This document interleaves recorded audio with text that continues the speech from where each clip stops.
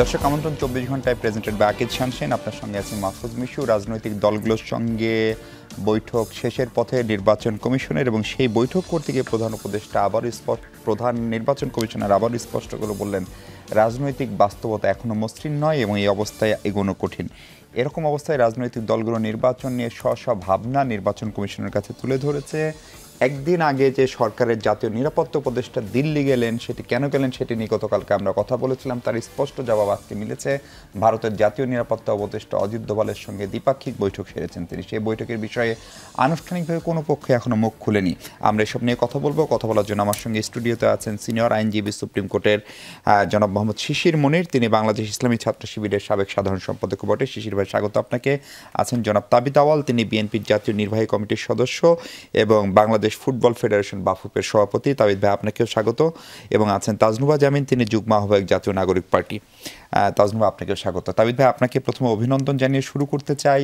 22 বছর পরে বাংলাদেশ ফুটবল দল, গতকালকের ঘটনা যদিও ভারতীয় ফুটবল দলকে হারিয়েছে, কিন্তু এটা অন্যরকম একটা গেম ছিল এবং বাফুপে বা বাংলাদেশের ফুটবল, বিশেষ করে আমাদের এখানে আমরা যারা আছে, আমরা কাছাকাছি একই জেনারেশন মানুষ মনে হয়, ফলে আমাদের ছোটবেলায় ফুটবল নিয়ে যে উত্তেজনা, সেই জায়গাটা পুরোটাই কেন যেন শুধু ক্রিকেট দখল করে, ফুটবল আবার একটু প্রাণ ফেরে পেল কিনা, ছোট্ট করে এটা একটু বলে, এবং আপনি আপনার ফুটবল প্রেমীদের জন্য যদি সংক্ষেপে কিছু বলতে চান সেটা। ডেফিনেটলি প্রথমে আমি ধন্যবাদ জানাচ্ছি যমুনা টেলিভিশন এবং যমুনা দর্শকদেরকে, অ্যান্ড আমি আবার ধন্যবাদ জানাচ্ছি সকল ফুটবল প্রেমিক এবং ফ্যানদেরকে। ওনাদের জন্যই কিন্তু আজকে আমরা গতকালকে একটা জয় পেয়েছি। গতকালকে খেলাটা আমি ডেফিনেটলি একটা মানে আমাদের সবারই চেষ্টার একটা ফলাফল হয়েছে, বাট মোর ইম্পর্টেন্টলি এটা কিন্তু আমরা বাংলাদেশের এখন বাস্তবতাটা প্রমাণ করে যে দীর্ঘ 17 বছর ধরে যে বাংলাদেশিদেরকে আমরা এক রাখতে পারলাম না, বা মানে পলিটিক্যালি আমাদেরকে সবসময় চেষ্টা করেছিল বিভক্ত করার জন্য, তাই দেশ অনেক জায়গায় আগাতে পারে নাই। আর এখন যখন মানে আমরা বিশেষ করে ক্রীড়াকে রাজনীতি বাইরে আনতে পারছি, ইন্ডিফারেন্সের বাইরে আনতে পারছি, একটা দুইটা জায়গায় যেখানে পুরো দেশ এক হচ্ছে, আমার দ্বিমত থাকতে পারে অনেক জায়গায়, এই যে একটা ইউনিফাইড ফ্যান বেস হয়েছে, ইউনিফাইড চেষ্টা হয়েছে, সেটার রেজাল্ট কিন্তু গতকালকে আমরা দেখেছি। জি জি, তাহলে আসেন রাজনীতির আলাপ করি। রাজনীতির পথ, রাজনৈতিক বাস্তবতা মসৃণ নয়। বিএনপি, জামাত, এনসিপি, বড় দলগুলোর সঙ্গে আজকে বিকেলে 6টা এবং সকালে 6টা, এমন 12টি দলের সঙ্গে নির্বাচন কমিশন বৈঠক করেছে। এখন ধরেন নভেম্বরের 3য় সপ্তাহের শেষ সময়ে এসে যখন প্রধান উপদেষ্টা এই কথা বলেন, কেন বলেন সেটি খুঁজতে গিয়ে আমরা দেখলাম যে নির্বাচন কমিশনের অনেকগুলো সীমাবদ্ধতা এখনও রয়েছে। কয়েকটি আসনের সীমানা এখনও পুনর্নির্ধারিত হয়নি। আরও বেশ কিছু আসন, অন্তত 10টি জায়গায় ডিসপিউট রয়েছে। গণভোট নিয়ে নির্বাচন কমিশন এখনও সুনির্দিষ্ট সরকারি কোনো নির্দেশনা পায়নি। ফলে এই বাস্তবতায় এগোনো সম্ভব না, রাজনৈতিক বাস্তবতা মসৃণ নয়। এই কথাগুলো আসলে প্রায়োগিক মানে কি আপনাদের কাছে? না, প্রথমে তো আমি মনে করি না যে এইসব ইস্যুকে অত সিরিয়াসলি দেখা উচিত যে আমরা কোনো সমস্যার সমাধানে যেতে পারবো না। ইস্যুসগুলো হলো যে আমরা অনেস্টলি বলছি যে কিছু কিছু ত্রুটি, উইকনেস আমাদের সিস্টেমে এখনও আছে। বিশেষ করে যে কথাগুলো আপনি মাত্র বলেছেন যে আমরা নতুনভাবে বা মানে আমরা একই দিনে গণভোটের দিকে হয়তো যাওয়ার চেষ্টা করছি। আমরা কনস্টিটিউশনাল ডিমার্কেশন করার চেষ্টা করেছিলাম, যেটার জন্য এখন হাইকোর্টে একটা রিট শুনানি চূড়ান্ত হওয়ার অপেক্ষায় আমরা আছি। বাট জাস্ট মিনস যে আমরা কিন্তু এগিয়ে যাওয়ার পথে আছি। অ্যান্ড আমরা যখন ইস্যুসগুলোকে তুলে ধরছি, আমরা মনে করি যে আবারও আলোচনার মাধ্যমে অথবা বাস্তবের মাধ্যমেই আমরা সমাধানের পথে যাব। যে না যেতে পারি, প্রায়োরিটি ইলেকশনই থাকবে।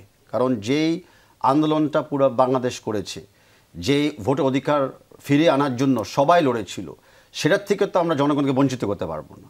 যে ইলেকশন ব্যাপারে সবাই প্রস্তুতি নিয়েছে, প্রতিশ্রুতিও দিয়েছে। এখন ইলেকশন কোনোভাবেই পিছানো যাবে না, পিছানো হবেও না। বাট ভালো ইলেকশন করার জন্য এই মানে আজকের যে বাস্তবতা, সেটাকে অফকোর্স আমাদের তুলে ধরতে হবে, খোলাভাবে কথা বলতে হবে, অ্যান্ড আমলে নিয়ে কিছু কিছু কম্প্রোমাইজ আমাদের আবার আসতে হবে। অ্যান্ড নিশ্চয়ই যত রাজনৈতিক দল এখন প্রস্তুতি নিয়েছে জনগণকে প্রতিনিধিত্ব করার জন্য, তারা জনগণের পক্ষেই কিন্তু একটা না একটা কম্প্রোমাইজ করে ইলেকশনের দিকে যাবে। জি জি, অ্যাডভোকেট শিশির মনির, আপনাকে এই প্রশ্নটাই করতে চাই যে প্রধান ইলেকশন কমিশনার রাজনৈতিক দলগুলোর সঙ্গে আজকের বৈঠকে যখন এই মেসেজ দেন যে রাজনৈতিক বাস্তবতা এখনো মসৃণ নয়, সেটি নানা শঙ্কার জন্ম দেয় কিনা? প্রথম প্রশ্ন। দ্বিতীয় প্রশ্ন, ঐক্যমত্য কমিশনের মেয়াদ শেষ হয়ে গেলে 31 অক্টোবর জুলাই সনদ সই হলো, তারপরেও গণভোট নিয়ে এখনো সরকারের সুস্পষ্ট কোনো নির্দেশনা ইলেকশন কমিশন লিখিতভাবে পায়নি। এটি কি আসলে খালি সিস্টেমের মানে দিলেই হয়ে গেল, নাকি এটার জন্য আলাদা কোনো প্রস্তুতিও দরকার আছে? হ্যাঁ, দুটা বিষয় এখানে আপনি বলছেন যে একটা আনসার্টেনিটি আছে কিনা এখনো। জি, তা না হলে উদ্বেগটা তিনি কেন প্রকাশ করছেন? আজকেও গিয়েছিলাম আমরা সেখানে। এটাকে এভাবে বলা ঠিক হবে না, কিন্তু ইলেকশন কমিশনের প্রস্তুতির জন্য যা দরকার জি। তা সব কিছু ইলেকশন কমিশনের হাতে নাই। অনেক কিছুই সরকারের সঙ্গে সংশ্লিষ্ট। বিশেষ করে আইন শৃঙ্খলা পরিস্থিতির যে আলোচনাগুলো আজকে হয়েছে, সেগুলো চাইলেই তো ইলেকশন কমিশন এখন নিয়ন্ত্রণ করতে পারছে না। সাপোজ ধরেন আপনি ডিসিদেরকে পরিবর্তন, তো ডিসিদেরকে পরিবর্তন ইলেকশন কমিশন কখন করতে পারবে? তফসিল হওয়ার পরে। এখন তো প্রতিদিন ডিসি চেঞ্জ হচ্ছে। এখনো প্রতিদিন ডিসি চেঞ্জ হচ্ছে। কোন এক জায়গায় 17 জন ডিসি চেঞ্জ হচ্ছে একদিন এক রাতে, আরেকদিন চেঞ্জ হচ্ছে আরো 10 জন 5 জন, প্রায় 50টার মতো জেলায় ডিসি চেঞ্জ হয়েছে।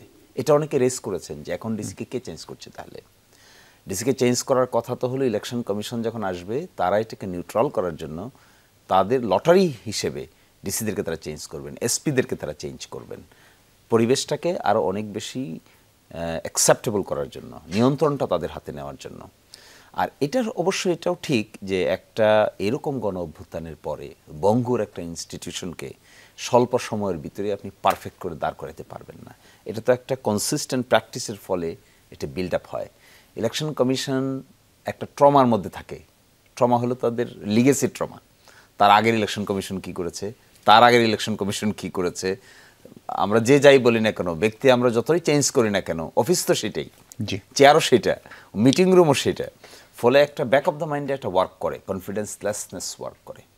এবং আমি আজকেও যেটা দেখেছি যে তারা যে একটা সর্বশেষ একটা আচরণবিধি প্রণয়ন করেছেন, আচরণবিধিটা প্রণয়ন করেছেন হলো রাজনৈতিক দলগুলোর সঙ্গে আলোচনা করার আগেই গেজেট পাবলিশ করে দিয়েছেন। তো আজকে এটা অনেকে দেখলাম রেজ করেছেন যে আপনারা আমাদেরকে ডেকেছেন, আমাদের সঙ্গে কথা বলছেন, তাহলে আপনি আগেই আচরণবিধি পাবলিশ করলেন কেন? শিশির মনির ভাই, আজকে তো অনেক ইস্যু আসছে। একটা সম্পর্ক প্রশ্ন করতে চাই। গতকালকেও এটা নিয়ে আলোচনা চলে, সবাই বলছেন এই 15 মাসেও ইলেকশন কমিশন ঠিক হতে পারেনি, এই কারণ তার গত 3-4টা নির্বাচন খুব খারাপ হয়েছে। গতকালকে একজন আইনজীবী বলছিলেন যে ধরেন আপনি যদি জাস্টিস শাহাবুদ্দিনের কথা ভাবেন, আপনি যদি জাস্টিস হাবিবুর রহমানের কথা ভাবেন, আপনি যদি জাস্টিস লতিফুর রহমানের কথা ভাবেন, বিশেষ করে শাহাবুদ্দিন সাহেব, তিনি তো 9 বছর বা তার আগের একদম 75 থেকে 90, 15 বছরের জঞ্জালে উনি তো 90 দিনে নির্বাচন করেছিলেন।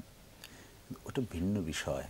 বিগত 17 বছরে ইনস্টিটিউশনগুলো যেভাবে ক্ষতিগ্রস্ত হয়েছে, এটা আপনি কোনোদিন দেখতে পাবেন না। ইভেন এরশাদ সরকার আমলে দেখতে পাবেন মানে মাত্রা কম বেশি। একটা মামলা হয়েছিল তখন। এই যে আমরা অ্যাডমিনিস্ট্রেশনকে পলিটিসাইজ করি, কনস্টিটিউশনাল পোস্টগুলোকে পলিটিসাইজ করি, জুডিশিয়ারিকে পলিটিসাইজ করি, ইভেন অ্যান্টি কারাপশন কমিশনকে আমরা পলিটিসাইজ করি। এটা বিগত 17 ইয়ার্সে আপনি যে ম্যাসিভ আকারে দেখতে পাবেন। মানবাধিকার কমিশন, এখানে তো রাজনীতির কিছু নাই।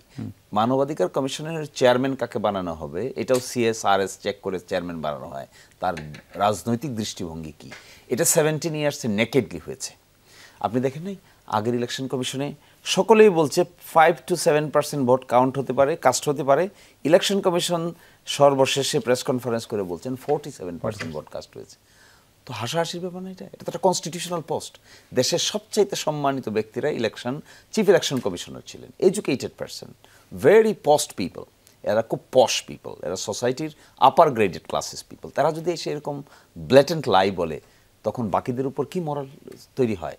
এখন এই ইলেকশন কমিশন তারা না, কিন্তু তাদের লিগেসি তো, এই জন্য একটা কনফিডেন্সলেসনেস কাজ করে আমি আজকে দেখেছি। আর একটা কথা বলছিলেন, এখন কি কোনো শঙ্কা মনে হয় নির্বাচন নিয়ে বা তফসিল নিয়ে? নির্বাচন নিয়ে তফসিল নিয়ে আমার কাছে শঙ্কা মনে হয় না। নির্বাচনও হবে, তফসিলও হবে, কিন্তু এই যে একটা বড় আয়োজন করতে যাচ্ছেন, এই আয়োজনটা একটা বড় ঘটনার পরে, 5ই আগস্টের পরে কান্ট্রি ওয়াইড হবে, সকলেই পার্টিসিপেট করবে, হিউজ ব্যাপার এটা। আপনার এতই হিউজ, এই ম্যানেজমেন্টটা কিভাবে হবে, বিগ ডাটা ম্যানেজমেন্টটা কিভাবে হবে, বিদেশিরা কিভাবে ভোট দেবে, যে অ্যাপসটা গতকালকে উদ্বোধন করা হয়েছে এটা কতটুকু ফাংশনাল, এটা নিয়ে অনেক নেগেটিভ ফিডব্যাকও আছে।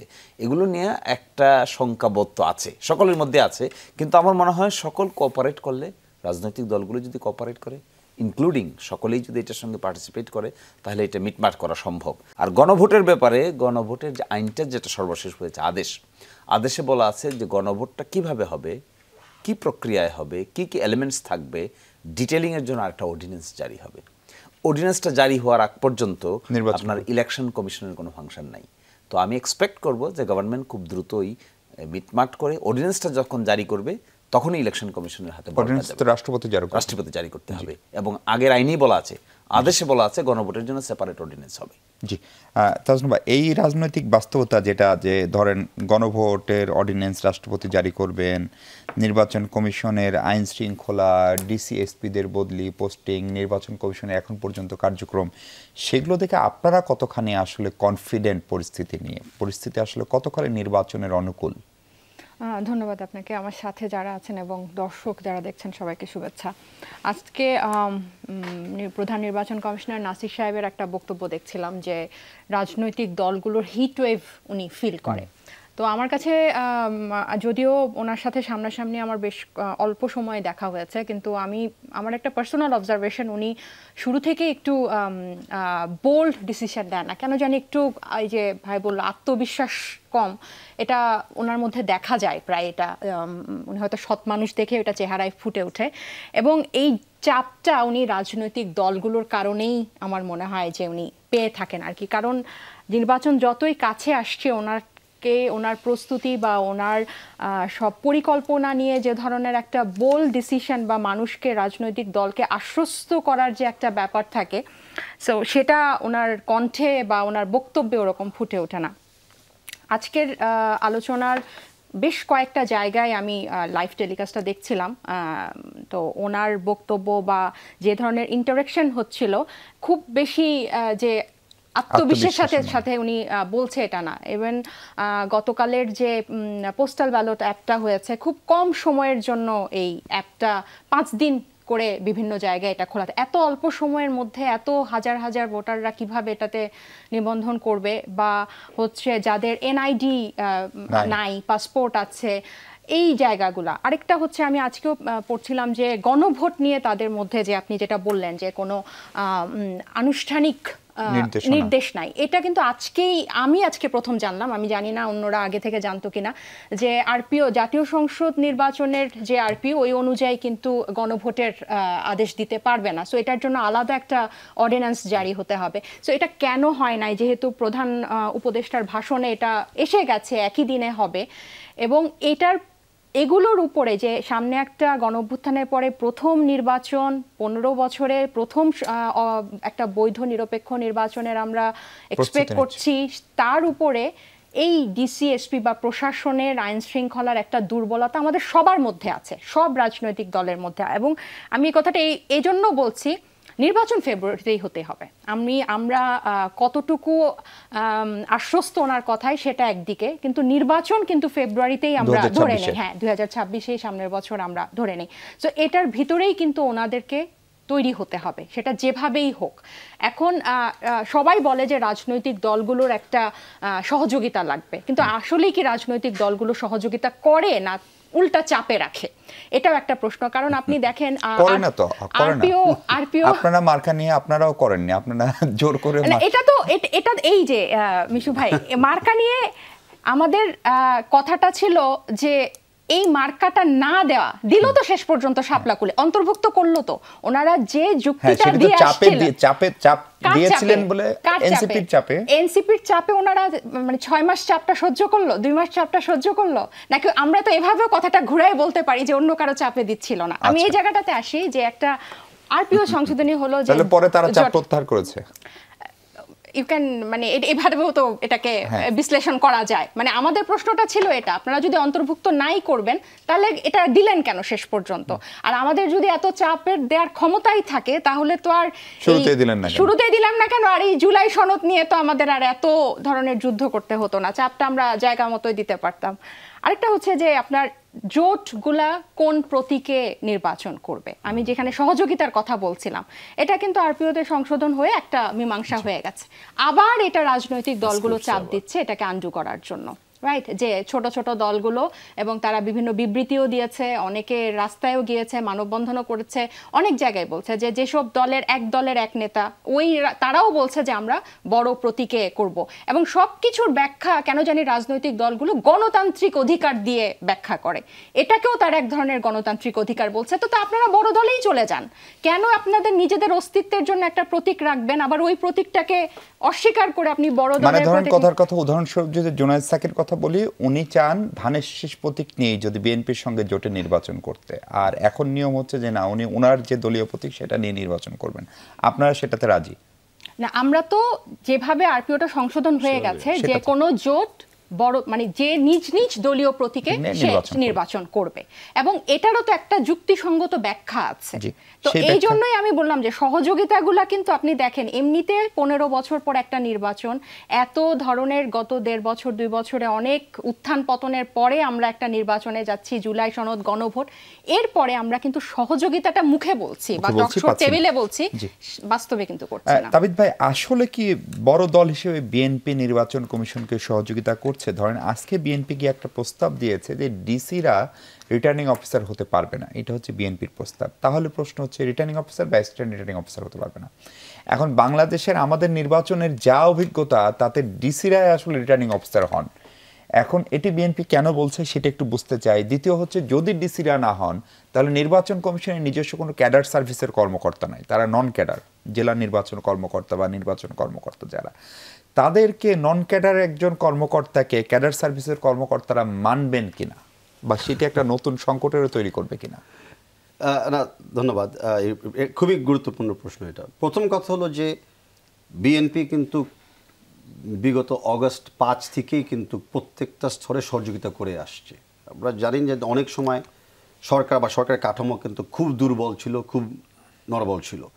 BNP being a big political party, তার অনেক জায়গা ছিল অস্থিরতা সৃষ্টি করা, কিন্তু বিএনপি নিজেকেও নিয়ন্ত্রণ করছে পার্টিকে, এবং যতটুকু দরকার ছিল ততটুকু সহযোগিতা কিন্তু করে আসছেন। সেটা আমরা জুলাই চার্টারের ব্যাপারেও দেখেছি। সো ইলেকশন কমিশনকে কিন্তু অনেক কম্প্রোমাইজও করেছে বিএনপি, আবার ইলেকশন কমিশনকে অনেক ভালো ভালো আইডিয়াসও দিয়েছে বিএনপি। হ্যাঁ, একটা জায়গায় বিএনপি তো বিএনপির অবস্থান থেকে, বিএনপির হিস্টোরিক লেগাসির থেকে কিছু আইডিয়াসগুলো দিবে বা দাবিগুলো রাখবে। সেখানে নতুন করে যারা দল এসেছে বা কেউ যদি স্বতন্ত্র ইলেকশন করতে চায়, তাদের একটা ভিন্ন মত থাকবে। আর ইলেকশন কমিশন তখন একটা আরবিট্রারি হিসাবে কিন্তু আবির্ভূত হবে, সবাইকে নিয়ে একটা ইলেকশনের দিকে এগিয়ে যেতে হবে। তো এটা স্বাভাবিক যে সব কিছুতে তো আমরা একমত হব না, হইলে তো আমরা একদলই হতাম, ভিন্ন হতাম না। এখন যেই জায়গাটাতে আমরা আসছি আজকের মানে আইডিয়া প্রস্তাবটা, সেটা হলো যে বিএনপি তো বারে বারে বলছে যে ইলেকশন কমিশনকে নিজের পায়ে দাঁড়াতে হবে, ইলেকশন কমিশনকে আলটিমেটলি একটা অটোনোমাস বডি হিসাবে আরও শক্তিশালী অ্যান্ড ইন্ডিপেন্ডেন্ট করতে হবে। তো ইলেকশন কমিশন যদি বারে বারে সরকার উপর নির্ভরশীল হয়, যদি বারে বারে অন্য অন্য সংসদ নির্ভরশীল হয়, তো কোন দিন আমরা ওই লক্ষ্যমাত্রায় পৌঁছাবো? তো আমরা শুরু করি যাত্রাটা। আর অতীতে কি দেখেছি? অতীতে দেখেছি যে ডিসিরা নির্বাচন প্রভাবিত করার পরে ওনারা একটা ভালো পোস্টিংয়ে চলে যায়। অতীতে এসপিরা গোল্ড মেডেল পায়, কেন? নির্বাচন করার জন্য, নট ক্রাইম হ্যান্ডেল করার জন্য। তো সেই জায়গাতে যখন আপনি অন্য সংস্থার মানে কী বলবো প্রায়োরিটি অন্য জায়গায় থাকে, আপনি এক্সপেক্ট করতে পারেন না যে তারা নিরপেক্ষভাবে তাদের দায়িত্বগুলো পালন করবে। সো যদি ইলেকশন কমিশনের অফিসার প্রত্যেক জেলাতে থাকে, তো ওই ইলেকশনের জন্য ওই ইলেকশন কমিশনারের কোনো মানে constitutionally the largest officer of the post. যেমন আমরা স্বাভাবিকভাবে এখন বলতেছি জনপ্রশাসন অ্যাডমিনিস্ট্রেশন চালায়, তফসিল ঘোষণার পরপরেই কিন্তু কমিশন চালাবে, ইলেকশন কমিশন চালাবে। তো তার মানে কি কেউ তাদের কথা মানবে না? মানতে বাধ্য, অ্যান্ড মানবে, রাজনৈতিক দলরাও মানবে। ইলেকশন চলাকালীন তো আপনি মানে দরকার না এত অন্য প্রসঙ্গে নিয়ে আসা। যদি বলতেন যে আজীবনের জন্য এই অফিসাররা একটা পোস্ট পাবে বা ক্ষমতা পাবে, সেটা ভিন্ন কথা। আমরা তো ইলেকশন চলাকালীর জন্য সবাই একমত হচ্ছি যে সংবিধানের যে ক্ষমতা দেওয়া আছে, সাংবিধানিক প্রক্রিয়াতে আমরা ইলেকশন কমিশন অফিসারকে দেখতে চাচ্ছি অ্যাজ এ রিটার্নিং অফিসার। জি, শিশির ভাই, আপনি কতখানি বিএনপির এই প্রস্তাবটাকে বাস্তবসম্মত মনে হয়? এর বিপরীতে আবার আপনারা যেটা বলছেন যে লটারি করে ডিসিএসপি নির্ধারণ হবে, সেটি বা কতখানি বাস্তবসম্মত? ধরেন যে লটারি করে যে ডিসি ধরেন বরগুনা বা পার্বত্য চট্টগ্রামের একটি জেলা পেল, তাকে যদি আপনি চিটাগাং দেন, উনি কি হ্যান্ডেল করতে পারবে, অথবা সেইটা লটারি কোনো মানদণ্ড হতে পারে কিনা? আর তার আগে ডিসিদেরকে বাদ দিয়ে নির্বাচন করা কতখানি সম্ভব?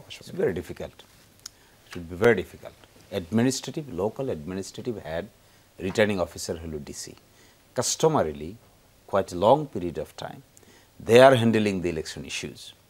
এখন আপনি একজন নির্বাচন কমিশন কর্মকর্তা, ও কোথা থেকে আসবে, সে কোন জায়গা থেকে আসছে, এ হঠাৎ করে কি করে এত বড় নির্বাচন মেকানিজমটা পরিচালনা করবে?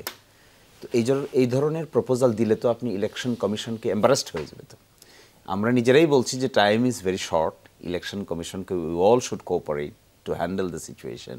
At the same time we are coming up with new proposal. যদি তাই হয়ে থাকে, বিএনপির মতো বড় দল যদি এরকম একটা গেম চেঞ্জিং প্রপোজাল নিয়ে এখন হাজির হয়, what would be the function of the election commission then? আপনাদের গণভোটের প্রস্তাব যেমন ছিল, গণভোট তো সরকার ডিসাইড করছে, গণভোট তো ইলেকশন কমিশন ডিসাইড করতে পারবে না। গণভোটটা একদিনে হবে না 2 দিনে হবে, election commission is not the deciding body, government has to decide it. এবং গভর্নমেন্ট একদিনে হবে এই মর্মে আদেশ জারি করেছে, কিন্তু গণভোটে ডিটেইলিং করে কোনো অর্ডিন্যান্স জারি করে নাই।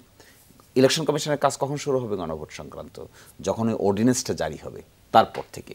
কিন্তু আমি বলছি, এই যে আমরা বলছি লটারির মাধ্যমে ডিসিদেরকে এই করেন, লোকাল অ্যাডমিনিস্ট্রেটিভ হেডকে বাইপাস করে আপনি যদি অ্যাডমিনিস্ট্রেশনকে ইউজ করতে চান, এটা প্র্যাগমেটিক হবে না। এ কথা সত্যি যে অ্যাডমিনিস্ট্রেশনের মধ্যে অতীত সরকারের নানান ধরনের লোক বসে আছে, সেটা তো ইলেকশন অফিসেও বসে আছে। ইলেকশন কমিশনের অফিসে অধস্তন অফিসগুলোতে যারা ডিস্ট্রিক্ট লেভেল এবং থানা লেভেলে, এরা তো এই সরকারের সে অ্যাপয়েন্টমেন্ট দেয় নাই। এবং শুধুমাত্র একটা মামলা করেছিলাম আমরা সুপ্রিম কোর্টে কিছু লোককে বাদ দিয়ে দিয়েছিল, এই চাকরিগুলো তারা ফেরত পেয়েছে। এইটাই বিএনপির একমাত্র কারণ কিনা আমি জানি না, কিন্তু এই আজকের প্রপোজালটা আমরা আসার পরেই ওনারা গিয়ে প্রপোজাল দিয়েছেন, কিছুটা আমার কাছে উদ্ভটই মনে হয়েছে যে লোকাল অ্যাডমিনিস্ট্রেশনকে বাইপাস করে ইলেকশন কমিশনের যারা দায়িত্বশীল অফিসার তারা এত বড়টা অ্যারেঞ্জ করতে পারে। লটারিটা খুব বাস্তবসম্মত। লটারিটা আমরা কেন বলি জানেন? আমি দেখেছি এই কয়েকদিনের অভিজ্ঞতায়, একজন ডিসি দিল তাও অভিযোগ করে, একজন ডিসি নিল তাও অভিযোগ করে। কেন এই ডিসিদেরকে এখন সরানো হলো বাই দি গভর্নমেন্ট, এই জন্য অভিযোগের শেষ নাই। আপনি জনপ্রশাসন মন্ত্রণালয়ে গিয়ে যাবেন, পটেনশিয়াল ক্যান্ডিডেটরা লিখিত অভিযোগ দিচ্ছে। এর থেকে বাঁচার জন্য প্রশাসন কি জবাব দেবে? বলে যে অমুকের তদবির এটা করেছেন, তমুকের তদবির এটা করেছেন, তদবির হচ্ছে বলে অভিযোগ দিয়েছে। লিখিত অভিযোগগুলো দেখলে আপনি বুঝতে পারবেন। এখন এখান থেকে বাঁচার জন্য প্রশাসনকে একটা ট্রান্সপারেন্ট মেকানিজম যদি ব্যবহার করতে হয়, এই জন্য আমরা বলেছিলাম lottery could have been the best option, যেখানে কেউ বলতে পারবে না যে আমার তদবির এটা হয়েছে, কিংবা তাবিদ হলবের তদবির আরেকটা হয়েছে, কিংবা এনসিপির নেতার তদবির আরেকটা হয়েছে। এখান থেকে বাঁচতে পারবে। আপনি একটু ছোট করে বলবেন কিনা, ধরেন ডিসিদের বাদ দিলে যাদের দিয়ে করতে হবে তারাও আগের আমলের নিয়োগ করা, কিন্তু তাদের আবার প্রাতিষ্ঠানিক বা প্রশাসনিক অভিজ্ঞতা কম, দক্ষতা কম হওয়ার কথা, কারণ তারা নন ক্যাডার সার্ভিসে।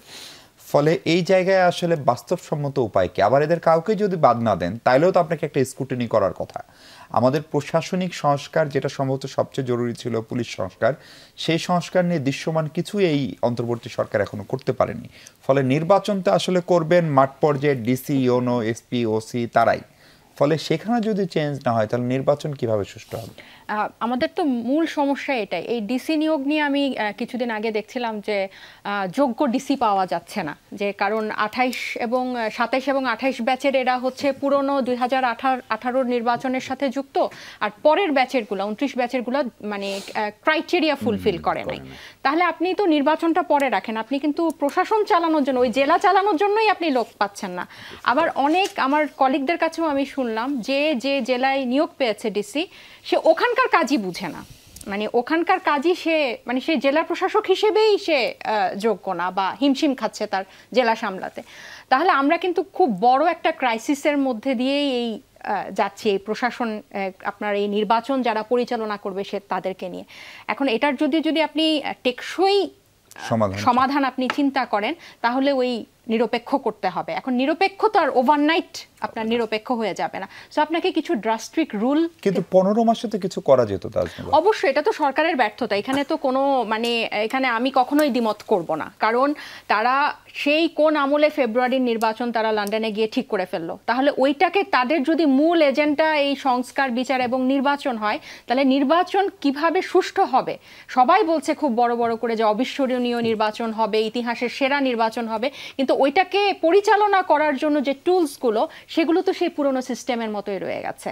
আপনি এই ডিসি, ইএনও এবং এসপি নিয়োগের কথা বলছেন, সেই দলীয়করণ, শিশির ভাই তো বলছে তদবির, কিন্তু আমি তো যেটা দেখছি যে সরাসরি এটা মানে দুইটা দলের মধ্যেই এটা ভাগ হচ্ছে, এবং যে যেভাবে পারছে তার নিজের যে এখন তো মনোনয়ন মানে প্রার্থিতা ঘোষণার পর বিভিন্ন দলের সেটা তো আরও বেশি একটা ইম্পর্টেন্ট ফ্যাক্টর হয়ে গেছে যে ওই জায়গায় ডিসি কারা আছে, ইউএনও কারা আছে, এসপি কারা আছে, ওসি কারা আছে। সো এটা থেকে যদি আপনি ওই মুক্তিটা চান, এই মুক্তিটা কিন্তু আমাদের সব রাজনৈতিক দলের নিতে হবে, এবং এই টেকসই সংস্কারে সবার চোখ বন্ধ করে হাঁ করতে হবে, কোনো যদি কিন্তু ছাড়া। কিন্তু এটা এখনো কোয়েশ্চেন যে 26-এর নির্বাচনটা আসলে কতটুকু নিরপেক্ষ হয় এদের দ্বারা। আমরা কথা বলবো শিশির ভাই। জামাত ইসলামের আমির ডক্টর শফিকুর রহমান সাহেব বলেছেন যে নির্বাচন নিয়ে কেউ কেউ গাছে কাঁঠাল রেখে গোপে তেল দিচ্ছেন। উনি সম্ভবত যেটি বলার চেষ্টা করছেন যে তিনি বলছেন যে আশঙ্কা করছেন তিনি এরকম মাসল আর ব্যাগমানির মাধ্যমে অন্যের ভোট হাইজ্যাক করবেন, তাদের প্রতি আমাদের স্পষ্ট বার্তা, আমরা যুবক হয়ে বিস্ফোরিত হব। তার মানে ভোট হাইজ্যাকের সন্দেহ এখনো জামাত ইসলামী করে, ভোটটা কে হাইজ্যাক করবে, এবং এরকম আশঙ্কা যখন দলের প্রধান করেন, সেটি দিয়ে আসলে আপনারা কি বার্তা দিতে চান সেটিও বুঝতে চাই দর্শক। তার আগে ছোট্ট একটা বিরতি। দর্শক আরেকবার আমন্ত্রণ 24 ঘন্টায়। অ্যাডভোকেট শিশির মনির, জামাত ইসলামের আমির, কেন এই প্রসঙ্গে কথা বললেন, কেউ কেউ গাছে কাঁঠাল রেখে গোপে তেল দিচ্ছেন? দেখুন, এখানে একটা আশঙ্কার কথা বলেছেন তিনি আর কি। আমাদের দেশের নির্বাচনটার প্রশাসনিক এই অবস্থায়, নির্বাচনটা তো একটা হিউজ ব্যাপার। একেবারে সেই টেকনাফের লাস্ট মাথায় একটা সেন্টার আছে, আবার তেতুলিয়ার একেবারে লাস্ট মাথায় একটা সেন্টার আছে। আইন শৃঙ্খলা বাহিনী যা আছে এর মধ্যে নিয়ন্ত্রণ প্রক্রিয়াটা কিভাবে আরোপ করবে, এটা কিন্তু একটা ম্যাসিভ ব্যাপার।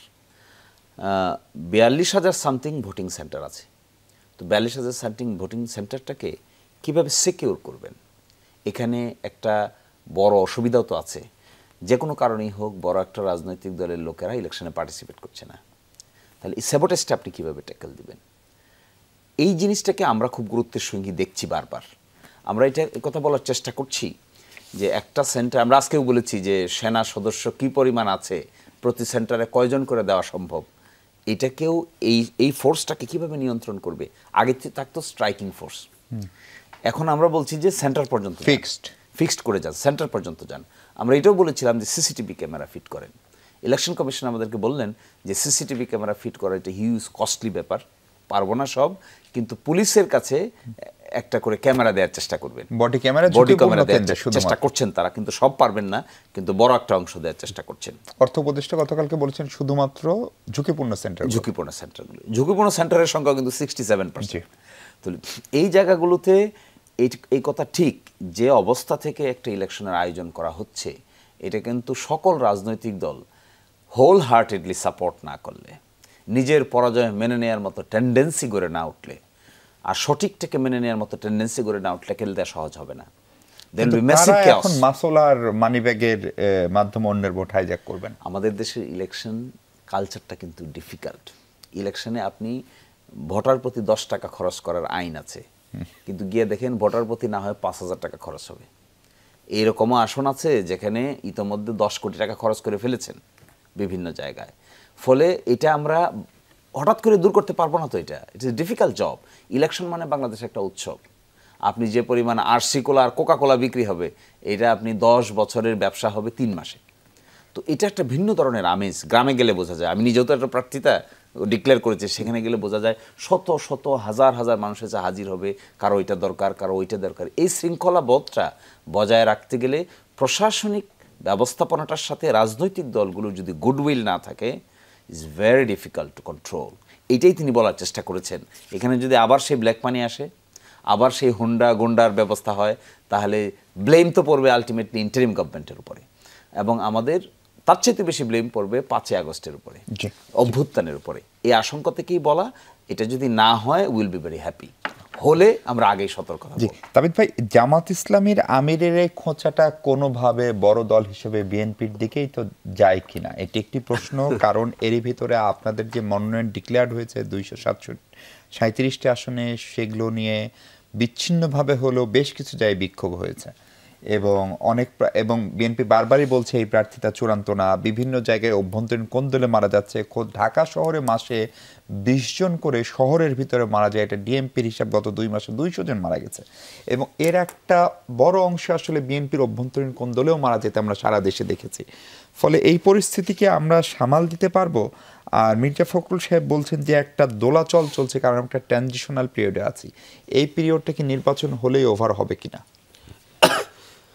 না, নিশ্চয়ই। তো প্রথমে যে অন্য দল বিএনপির ব্যাপারে যে মন্তব্যগুলো করে বা খোঁচাখুচি করে, আমরা সেটাকে বেশি গুরুত্ব আমরা ওভাবে দিই না। কারণ একটা রাজনৈতিক মাঠে আমরা আসতেছি, আমরা এক্সপেক্ট করি যে অনেক রকমের ব্লেম গেমও আসতে পারে, ভোটারদেরকে কনফিউজ করার জন্য কিছু বক্তব্যও আসতে পারে, অথবা কেউ কেউ ভোট নেওয়ার জন্য অনেক কিছু বলতে পারে। তো সেই জায়গাতে আমরা অত মানে ইমোশনালি জিনিসটাকে দেখছি না। বাট ইয়েস, যেসব ডাটাগুলি আসছে যে বিএনপির আমাদের ভিতরেও কিছু বিভক্ত হয়ে গেছে, ভায়োলেন্স কিছু বেড়ে গেছে, দ্যাট ডাজন্ট মিন যে সব বিএনপির ইন্টারনাল ভায়োলেন্স, এখানে অনেক ল অ্যান্ড অর্ডার না থাকাতেও কিন্তু অনেক ভায়োলেন্স অ্যান্ড ক্রাইম বেড়ে যাচ্ছে। বাট ওটার এফেক্টটা কিন্তু বিএনপির উপরে আসছে। যে বড় দল হিসাবে অনেকটা খানিক মাঠে পরিস্থিতি বড় বড় দল বা বড় বড় নেতাদের উপরে চলে আসে, পড়ে আসে, এটাও মেনে নিতে হবে। তো তাই আমরা দল হিসাবে মনে করলাম একটা প্রাথমিক তালিকা আমরা করি, জনগণকে আমরা অ্যালাউ করি জানতে যে বিএনপি কী ধরনের ক্যান্ডিডেট নিয়ে চিন্তা করছে, বা বিএনপিও একটু মাঠ পর্যায় থেকে একটু পেলো, মানে ইনফরমেশন পেলো যে ওই ক্যান্ডিডেট বা ওই আমাদের ইন্টারনাল সিচুয়েশনটা কী। সেকেন্ড ফেজ তো বিএনপি এখনও বাকি আছে, সেটা হলো কি আমাদের জোটের সাথে কোন কোন আসন আমরা ছাড় দিব, কোন কোন আসনে আমরা একটু অন্যদেরকে আমরা প্রার্থিতা অ্যালাউ করব, সেটার সাথে সাথে আমরা চূড়ান্ত করব আমাদের তালিকাটা। তো বিএনপি বড় দল বা জোটের একটা নেতৃত্ব দল হিসাবে কিন্তু আরও অনেক দায়িত্ব এবং ভূমিকা রাখতে হবে।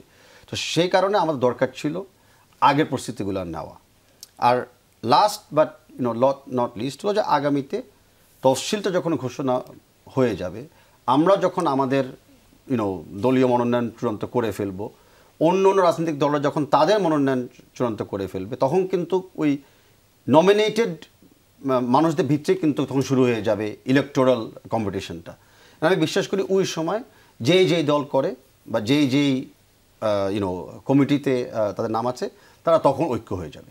ভারপ্রাপ্ত চেয়ারম্যানের ফেরা নিয়ে আমরা নানান ধরনের নিউজ দেখলাম। অক্টোবরের শেষে ফিরছেন, নভেম্বরে ফিরবেন। ওনার ফেরার বিষয়ে দলের সুস্পষ্ট একটা অবস্থান জানানোর কথা ছিল কিছুদিনের মধ্যে, আগে বলা হয়েছিল দলের মহাসচিব। ওনার ফেরাটা কি কোনো কারণে পেছালো একটু?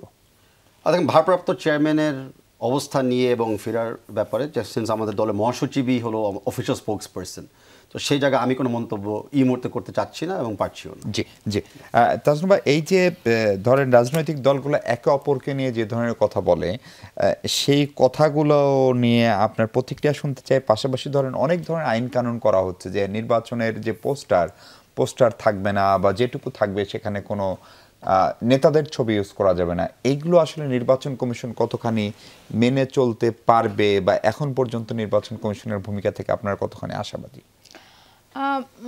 এই পোস্টারের ছবি যেটা তো ওনাদের নিয়মেই আসলে আছে যে দলের একদম প্রধান ছাড়া অন্য কারো ছবি থাকতে পারবে না।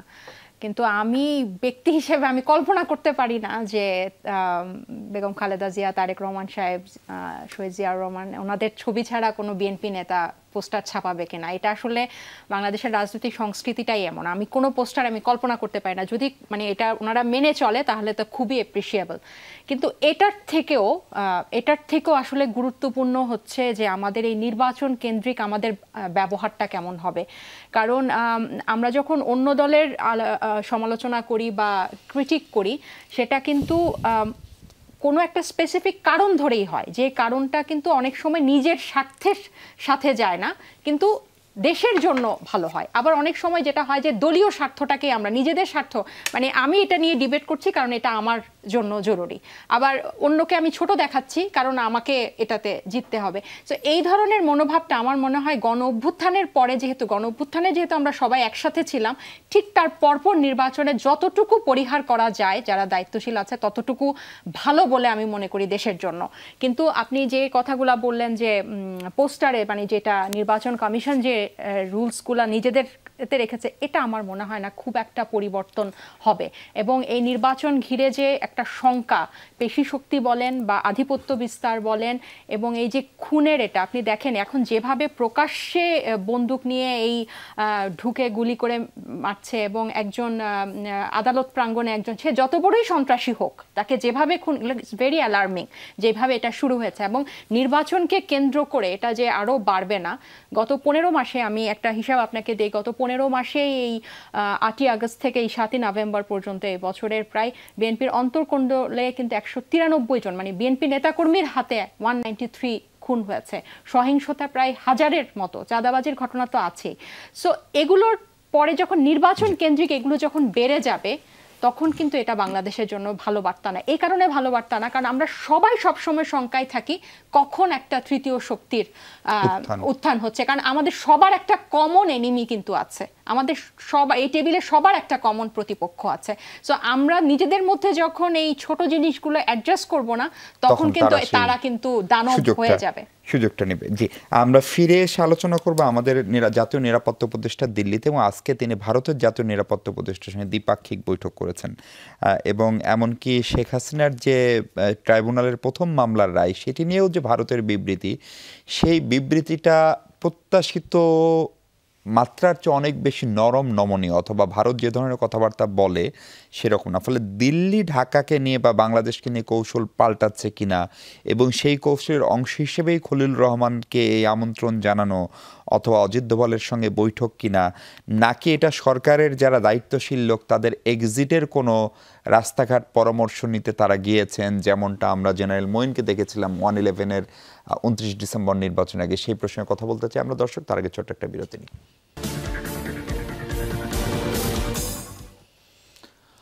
দর্শক, আরেকবার আমন্ত্রণ 24 ঘন্টায়। আমরা একটু শিশির ভাই আপনার কাছে জানতে চাই যে আমাদের জাতীয় নিরাপত্তা উপদেষ্টার সঙ্গে ভারতীয় জাতীয় নিরাপত্তা উপদেষ্টার বৈঠকে বিস্তারিত কিছু জানায়নি, কিন্তু একটি প্রেস, আমাদের যে টুইট করা হয়েছে বাংলাদেশ হাইকমিশন দিল্লি এবং আমাদেরকে ফরেন অফিস একটি প্রেস রিলিজ দিয়েছে, সেখানে বলছে দ্বিপাক্ষিক সম্পর্কের যাবতীয় বিষয় নিয়ে আলোচনা হয়েছে। এমন সময়ে দেখাটা হলো যে সময়ে শেখ হাসিনার মামলার রায় এবং এর আগে বাংলাদেশ সরকার অন্তত 13 মাস আগে একটি চিঠি দিয়েছে, তার উত্তর পায়নি। এখন রায়ের পরেও তাকে ফেরত চেয়ে চিঠি পাঠানো হবে। এর সঙ্গে কেউ কেউ এই সরকারের এক্সিট প্ল্যানকে মিলিয়ে দেখেন।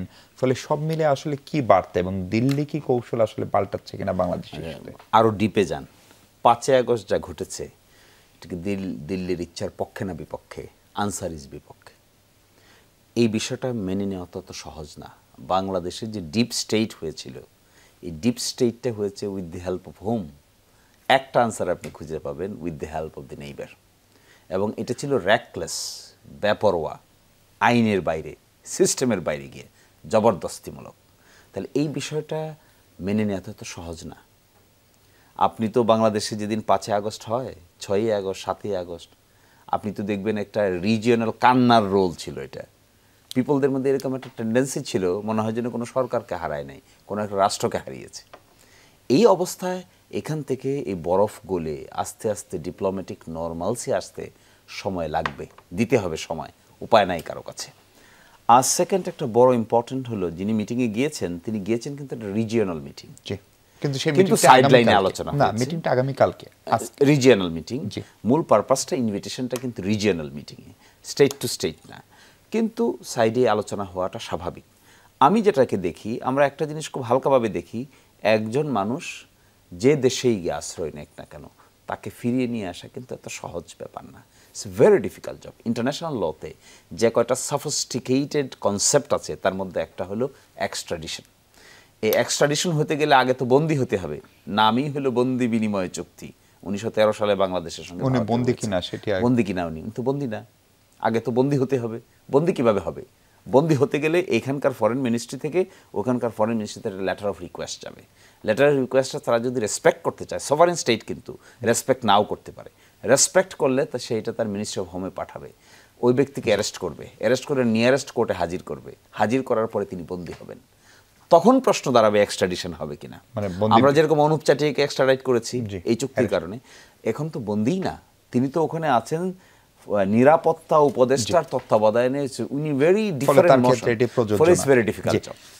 তাবিদ ভাই, আপনার কাছে কি মনে হচ্ছে যে ভারতের আসলে বন্ধু বলি নেইবার বলি সুসম্পর্কে একমাত্র বাংলাদেশ সরকারের সঙ্গেই ছিল এই অঞ্চলে, ফলে সেই জায়গাটা ভারত কৌশল বদলাচ্ছে কিনা, এবং ভারতের পররাষ্ট্র সচিব একবার ঢাকা সফর করেছিলেন, তারপর আবার টানাপোড়েন, খলিলুর রহমান এই সফরে খানিকটা টানাপোড়েন কাটছে কিনা? জি, প্রথমে হলো যে এখানে তো আমরা বারে বারে ভারতকে সাজেস্ট করেছিলাম যে তাদের সম্পর্ক কিন্তু উচিত হওয়া আমাদের নেইবারিং জনগণের সাথে, নট জাস্ট একটা বিশ্বস্ত সরকার, সেটাও একটা পলিটিক্যাল পার্টি আদায় যে সরকারটা হয়েছিল, এটা আমরা বারে বারে বলে এসেছিলাম, নতুন কিছু না। এখন আমি বিশ্বাস করি যে ভারতের ভিতরে যে ভয়েসেসগুলি ছিল, যে আগেও বলেছিল যে বাংলাদেশি মানুষদের সাথে ভিন্নভাবে আচরণ করা উচিত এবং বাংলাদেশি মানুষদেরকে ভিন্নভাবে আমলে নেওয়া উচিত, কারণ বাংলাদেশ কিন্তু একটা মানে ভেরি ডিফারেন্ট নেইবার। বাংলাদেশের সব পুরো নেইবারটা বেশিরভাগ হলো ভারত, মিয়ানমার একটু আছে আমাদের। তো সেই জায়গাতে আমি বিশ্বাস করি যে আমাদের সময়ের সাথে সাথে ভারতের সরকার অ্যাটিটিউডও বদলাবে এবং আমাদের সম্পর্কে একটা নতুন রূপরেখা চলে যাবে। আমাদের সরকারের অ্যাটিটিউড বদলাচ্ছে কিনা খানিকটা, ধরেন আপনি 111-এর কথা নিশ্চয়ই মনে আছে, তখন যারা ক্ষমতায় ছিলেন জেনারেল মঈন সহ, তারা কিন্তু এরকম নির্বাচনের আগে ভারতে গিয়েছিলেন, প্রণব মুখার্জির সঙ্গে দেখা করেছিলেন, এবং পরে আমরা জেনারেল মঈনের বই থেকে পড়লাম সেটি আসলে একটা এক্সিট প্ল্যানের পরিকল্পনা নিয়ে গেছিলেন। এই সরকার এরকম করতে পারে? আমি ঠিক ওভাবে জানি না, কিন্তু আমি এতটুকু বলতে পারি যে ভারতকে যদি বৃহত্তর ভারত হিসেবে আমরা দেখি, ভারতের মিডিয়া কিন্তু এখনও কিন্তু মানে বাংলাদেশের ব্যাপারে কোনো ধরনের ইতিবাচক বা ট্রান্সপারেন্ট বা ফেয়ার কোনো বা ইনফরমেশন তারা এখন দিচ্ছে না। তো সেটা কিন্তু আমাদের 111 কেয়ারটেকার সরকারের চেয়ে অনেক ডিফারেন্ট পরিস্থিতি ওই ইলেকশনের আগে। তো এখনের ইস্যু, আমি তখন অ্যাসাম্পশন উপরে কাজ করতেছি, তা আমাদের যেটা বললাম রিজিনাল ডায়ালগের পাশে জাস্ট এঙ্গেজমেন্ট রাখার জন্য একটা তো বাইল্যাটারাল ডিসকাশন হতেই পারে। At the same time Sheikh হাসিনার কিন্তু পজিশন বাংলাদেশে কিন্তু চেঞ্জ হয়ে গেছে, এখন উনি কিন্তু একদম ওয়ান্টেড আসামি, কনভিক্টেড আসামি, সরি। সো এখন কিন্তু ওনাকে ফেরত চাওয়াটা বা ফেরত চাওয়ার প্রক্রিয়াটা শুরু করার একটা আইনি সিস্টেম চালু হয়ে গেছে। হয়তো লম্বা মেয়াদে হতে পারে, হয়তো অনেক রুলস থাকতে পারে, বাট একটা কিন্তু মানে লিগাল প্রসেস আমরা শুরু করতে পারি। সেই ব্যাপারেও কথা হওয়া উচিত, যদি কথা না হয়ে থাকে।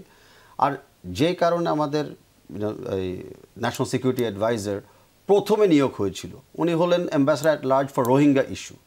তো রোহিঙ্গা ক্রাইসিস মেটানোর জন্য কিন্তু আমাদের রিজিনাল দেশগুলোকে সমর্থন লাগবে। জি হ্যাঁ, তাসনিমা, আপনি যদি ভারত প্রসঙ্গে একটু বলেন, এবং বিশেষ করে অ্যাডভোকেট শিশির মনির যে জায়গায় আলোচনাটাকে নিয়ে গেলেন যে দণ্ডপ্রাপ্ত এখন শেখ হাসিনা কিংবা আসাদুজ্জামান কামাল অথবা আরও অনেকেই ভারত অবস্থান, তাদের ফেরানোটা আসলে কতখানি সম্ভব মনে হয়? আমি আসলে একটু ভিন্ন মত দুজন থেকেই নেই, কারণ তাদের বেশ এই রায়ের পরে, পরশুদিন এই রায়ের পরে আমি বেশ কিছু ভারতীয় কূটনীতিকের মন্তব্য পড়ছিলাম এবং দেখছিলাম, ইভেন ঢাকায় নিযুক্ত সাবেক ভারতীয় হাই কমিশনার যে ছিলেন, সে খুব স্পষ্টভাবে কনফিডেন্টলি বলেছে যে হ্যাঁ, যে আমরা ভারত কখনোই হাসিনাকে ফেরত দেবে না, এবং সে খুব নিশ্চিত এবং কনফিডেন্টলি কথাটা বলছিল। কিন্তু এখানে আরেকটা যেটা প্রশ্ন, এটা আসলে দুই দেশের মধ্যে যে ধরনের আইনগত বা কাগজে কলমে যা নিয়মই থাকুক না কেন, ভারতের মনোভাব কিন্তু এরকম না। কারণ বিগত হাসিনা টার্মে সে ভারতকে যেভাবে সার্ভ করেছে, তারা স্পষ্ট এবং ওপেনলি বলছে যে এখন তাদের টার্ন সেটা ফেরত দেওয়া। সো এই জায়গায় বাংলাদেশ কতটুকু, এখনকার সরকার এবং পরে যে সরকার আসবে, তারা কতটুকু স্ট্রিক্ট থাকতে পারে ভারতের কাছে এই সম্পর্ক, পারস্পরিক সম্পর্কটার ব্যাপারে, এবং এই গণহত্যাকারীকে যে আশ্রয় দিয়েছে এটার ব্যাপারে, সেটা আসলে দেখার বিষয়। আরেকটা জিনিস আমি বলবো যে বাংলাদেশ কি করবে, আপনি যে বললেন খলিল সাহেব গেছে, যে আমাদের স্ট্র্যাটেজি চেঞ্জ হচ্ছে কিনা। হ্যাঁ, গণঅভ্যুত্থানের পরে আসলে স্ট্র্যাটেজি চেঞ্জ হয়ে গেছে। এই ভারতীয় আধিপত্য নেপথ্য থেকে কিন্তু বাংলাদেশ বের হয়ে, যেটা বাংলাদেশের মানুষ বলে দিয়েছে। সো যে সরকারই আসুক তাদেরকে কিন্তু বাংলাদেশের মানুষের এই সেন্টিমেন্টটা মাথায় রাখতে হবে, এবং ওই সেন্টিমেন্ট মাথায় রেখেই কিন্তু তাদেরকে ভারতকে ডিল করতে হবে। কারণ এটা এখন আর দুই দেশের কূটনীতিক এবং সরকার না, এখানে কিন্তু বাংলাদেশের মানুষ কিন্তু খুবই বড় ইম্পর্টেন্ট একটা ফ্যাক্টর, এবং এই প্রজন্ম কিন্তু ভারতের কাছে কোনোভাবেই আর একতরফা মাথা নত করবে না, এটা একদম শিওর। অনেক ধন্যবাদ তাজনুহা জামিন, ধন্যবাদ তাবিদ আউয়াল, ধন্যবাদ মোহাম্মদ শিশির মনির। দর্শক, এই ছিল আলোচনা। ভালো থাকবেন সবাই, সঙ্গে থাকার জন্য অনেক ধন্যবাদ। দেখা হবে আগামীকাল।